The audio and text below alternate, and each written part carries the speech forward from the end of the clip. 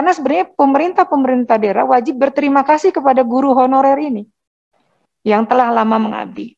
Terus, jadi kami misalnya, ini adalah catatan yang sebagian yang kami laporkan di Komisi 10, bagaimana proses rekrutmen P3K tahun ini yang sudah memasuki tahap kedua itu, baik secara regulasi banyak yang tumbang tindih tidak sejalan, misalnya mengambil calon guru tetap yayasan itu bukan honorer, Pak. Guru tetap yayasan itu izinnya dari kami untuk mendapatkan untuk mengikuti sertifikasi.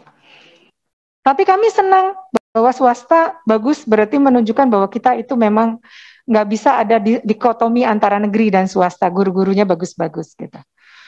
Nah, kemudian yang kedua, secara teknis ini yang luput dari pemahaman kita bersama bahwa banyak sekali masalah di dalam rekrutmen yang kemarin. Misalnya, data itu dari Dapodik tahun 2020 terakhir diambil. Kenapa ada pendik yang bukan guru bisa masuk? Kenapa ada guru-guru yang linear sesuai dengan undang-undang guru dan dosen? Dulu kan guru-guru tidak bisa dibayar tunjangan profesinya kalau tidak linear. Jadi guru-guru ini rame-rame lah mengikuti pendidikan sekolah dasar sebagai syarat untuk guru kelas. Nah ini nggak bisa masuk. Sebaliknya yang dari jurusan apa saja boleh masuk. Dan banyak lagi yang tidak akan saya sebutkan, monggo.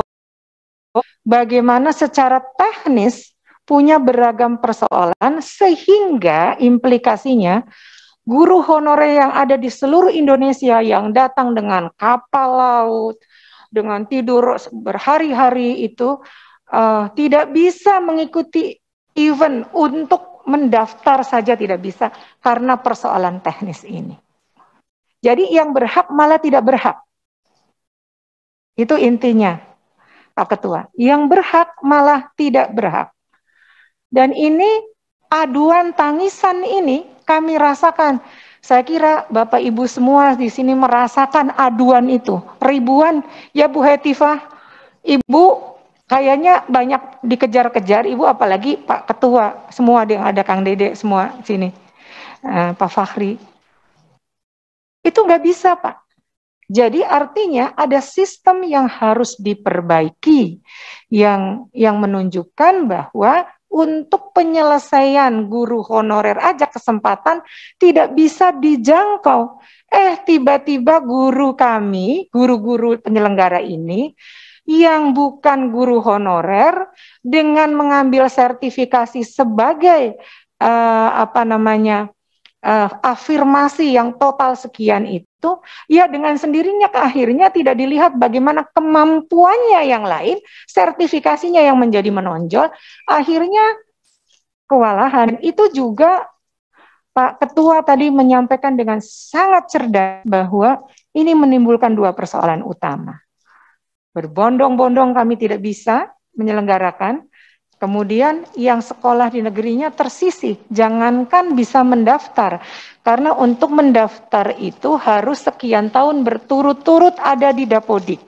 Jadi kalau dia nggak dapat jam, maka dia bayangkan bagaimana air mata mereka, Pak. Ya. Selanjutnya ini saya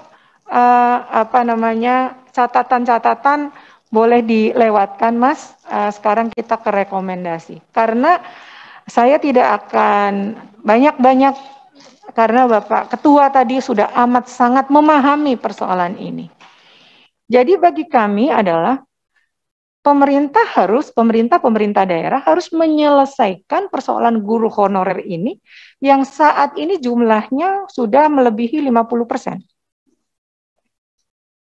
Kemudian pemerintah daerah wajib menyelesaikan carut-marut persoalan guru honorer secara berkeadilan, terutama bagi mereka yang telah lama mengabdi dan mengisi kekurangan guru di sekolah-sekolah negeri.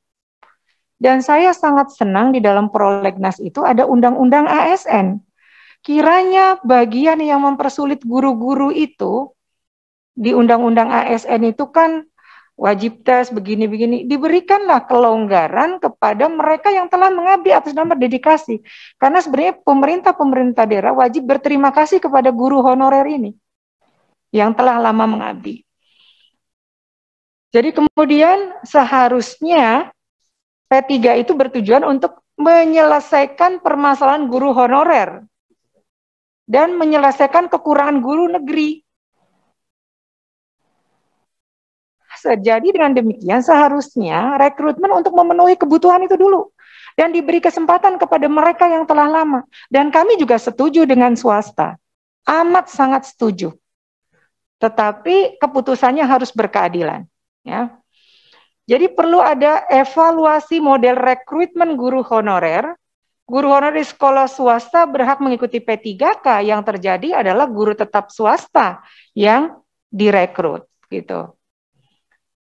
Selanjutnya Mas, yang kedua, pemerintah seharusnya kembali kepada tujuan semula, yaitu penyelesaian guru honorer di sekolah negeri yang diambil dari honorer, bukan dari guru tetap. Ya, pemerintah seharusnya mengangkat guru yang sudah lama mengabdi, khususnya yang usia 35 tahun. Bahkan kami secara radikal sebenarnya sudah mengatakan boleh dong kalau yang 5 tahun, tetapi mungkin ada gradasinya, 5 tahun, 10 tahun, 15 tahun. Dengan gradasinya ini berarti harus memenuhi kualifikasi seperti ini. Sampai yang kemudian yang 35 tahun, artinya ya diizinkanlah mereka itu mengabdi kepada negeri ini. Dan harus ada juga penyelesaian tersendiri bagi guru honorer di 3T. Bapak Ibu mohon maaf dengan segala hormat. Saya kira di Kalimantan Ibu Watifah sudah sering mendapatkan, saya mendapatkan guru yang kakinya nggak bisa kembali. Karena dia harus berkilo-kilo jalan licin dan harus menahan kakinya itu kepada jalanan yang licin itu. Sehingga terbentuklah kakinya seperti ini. Ini baru case kecil. Nah, jadi itulah harus ada dengan cara khusus. Dan selama ini untuk mengatasi distribusi yang menjadi masalah, sebenarnya guru 3T harus direkrut dengan cara sendiri sesuai dengan kebutuhan dan dari masyarakat setempat. Ya Bu, kalau dari yang lain ada segala macam alasan untuk pindah. Mohon maaf yang kemarin itu program crash program, ada yang ngirim surat ke saya dengan segala macam ini, tapi saya nggak berikan. Itu anak-anak yang mereka alasan beginilah, tolong Ibu Ketum minta rekomendasi, enggak. Karena kami tahu guru di daerah tersebut sebenarnya sangat membutuhkan, gitu. Jadi ini kebijakan ini memang harus. Saya juga mau ada konsistensi dan koordinasi. Begitu saya sampai 1 juta, yang daftar 550. Apa soalnya? Ternyata di daerah tertentu hanya tersedia formasi sekian. Atau kepala daerahnya mengatakan, ini apa tuh namanya, dananya nanti menggerus apa tuh DAU kami, gitu. Banyak sekali kepala daerah yang mengadu kepada PGRI. Jadi ini sebenarnya gimana gitu. Dan mohon kalau rekrutmen itu dilihat yang kebutuhannya. Sekolah agama, guru agama Islam, Kristen, Katolik, Hindu, Buddha, itu sangat kekurangan. Guru di TK, guru guru bahasa daerah, guru PLB misalnya, yang seperti itu jadi tidak mencakup semuanya. Dan kami juga sangat berharap bahwa proses ini betul-betul harus dievaluasi kembali untuk keadilan. Ibu Bapak yang kami muliakan di sini, mohon dievaluasi kembali untuk keadilan, untuk penyelesaian sesuai dengan tujuan awal dari adanya P3K. Mengapa mereka itu karena mereka nggak pernah dilatih, ya. Sementara pengembangan keprofesian berkelanjutan adalah hak. Dan saya mohon dengan segala hormat di dalam forum ini, jangan sampai tidak ada CPNS bagi guru. Itu akan sangat mematikan generasi muda yang ingin mengabdi kepada guru. Ngapain kami sekolah di LPTK? Dan itu adalah alarm bagi LPTK kami untuk tidak bisa melanjutkan. Padahal dengan terbukanya teknologi ini, di mana anak-anak bisa belajar apa saja, maka masalah pedagogi, masalah karakter adalah kekuatan dari LPTK. Mohon dengan amat sangat. Dan terakhir, sampai hari ini, mohon jangan dilupakan, kami inilah yang menyelenggarakan anak-anak yang kadang-kadang belum sampai 60 3 tahun berturut-turut. Dan ketika kami rame yang lalu, mohon untuk tidak dihentikan bosnya, dan ternyata sampai tahun ini yang akan datang akan dihentikan. Bagaimana itu anak kami, Pak? Anak negeri, janganlah Pak seperti itu. Bos ini jangan sampai dihentikan buat mereka yang anak kami ini yang punya 60 siswanya, karena tidak diterima di negeri, kamilah yang merangkul mereka, memberikan kesempatan untuk bertumbuh sebagaimana warga negara yang lain. Saya kira demikian alasan kami mengapa perlu dievaluasi. Terima kasih.